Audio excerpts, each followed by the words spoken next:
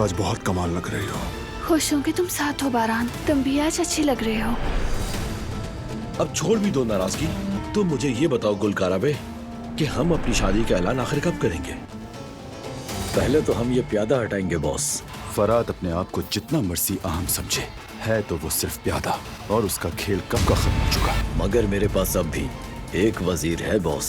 बारान का रबे यही करेगा, वजीर से चाल चलेगा, लेकिन बारान का रबे मेरे वजीर की चाल भूल गया। शाह, क्या पता चला फिर तुम्हें? हसन और जवाहिर की मुलाकात हुई। मतलब दाल में कुछ काला है। हमें किसी को बीच में लाए बगैर ये काम खुद ही करना होगा। कोई शक मुझ पर आए बगैर निपटा दूंगा मैं। जो जरूरी हो वो करो। अब तो तू गया काम से सईद। बस मेरे बाबा को कोई नुकसान ना पहुँचे। ओहो माशाल्लाह, किस जात किस नस्ल की है, क्या हैसियत है इसकी, हर चीज का हिसाब देना पड़ेगा इसको।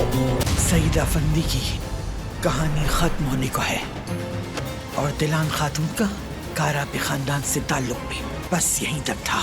इसका लय पालक होना हमारे लिए एक सरप्राइज था, तो हम भी अपनी बहू को एक सरप्राइज दे ही देते हैं।